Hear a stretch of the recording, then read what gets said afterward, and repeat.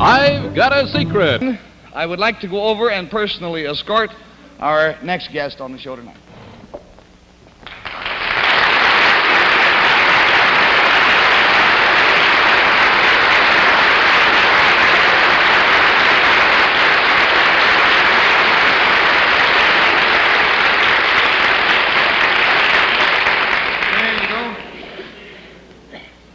Now then, sir, will you tell our panel, please? Let's get in a little closer. Do you mind if I pull you in, sir? There we go.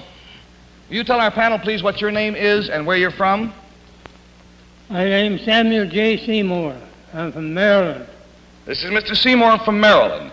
And we brought Mr. Seymour all the way up from Maryland, and by golly, he got in a hotel and fell down the steps and gave himself a shiner. And we urged him not to come on the show tonight, as a matter of fact, and finally got in touch with his doctor, and the doctor said it was up to Mr. Seymour. Mr. Seymour said he wouldn't miss it. So here he is. I'm feeling a party for the doctor.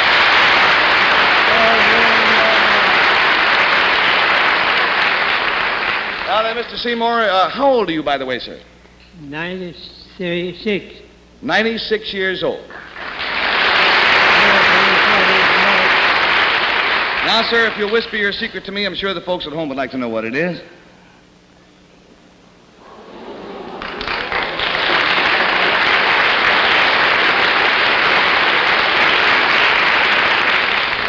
Well, now to help classify his secret, I will tell you it concerns something that he witnessed.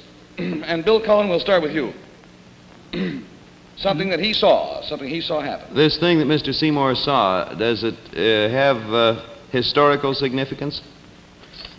Does this have historical significance, Mr. Seymour? I would say yes, wouldn't you, sir? I can't hear him very good. You have to tell me what it is. Yeah, there's quite a distance between our desks here. Let's all speak up, huh?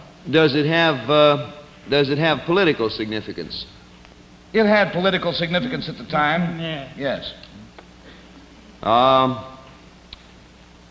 if you're 96, that would make Mr. Seymour born in 1860. Henry is such a mathematician. Yeah. He's been writing over there all the time. This thing, did it have anything to do with the Civil War, Mr. Seymour? No, it had not to do with the Civil... Well, let's say indirectly it was concerned with the Civil War. Did it all right, an answer? Mm-hmm. Did it concern a famous person in American history? Very well-known person. Did it concern a famous person, Mr. Seymour? Yeah. Yep. Would it help me to know who this person was? What did they? He wants to know if it would help him to know who this person was, and he has to know who that is, yes. Did this man hold political office? Did this man hold political office, sir? Yeah.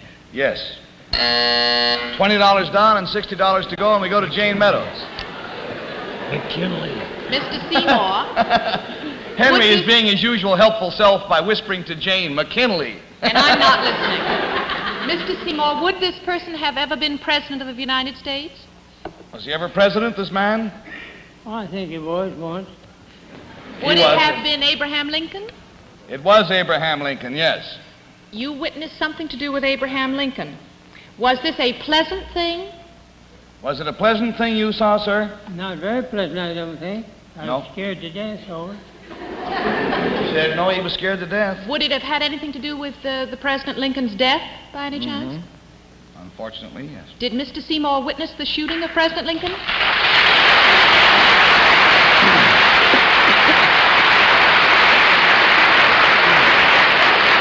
We found out about Mr. Seymour through a recent article in the American Weekly, and it said, I saw Lincoln shot. And this article is by Samuel J. Seymour, and it goes on to say that Mr. Seymour was 5 years old at the time. He had been taken to Ford's Theater by some good friends, and the curious thing was that when he was this youth, 5 years of age, when he saw Booth jump from the box to the stage, at which time he broke his leg, his only concern was not for the president, because he didn't realize that the president had been shot, but the poor man who fell out of the balcony.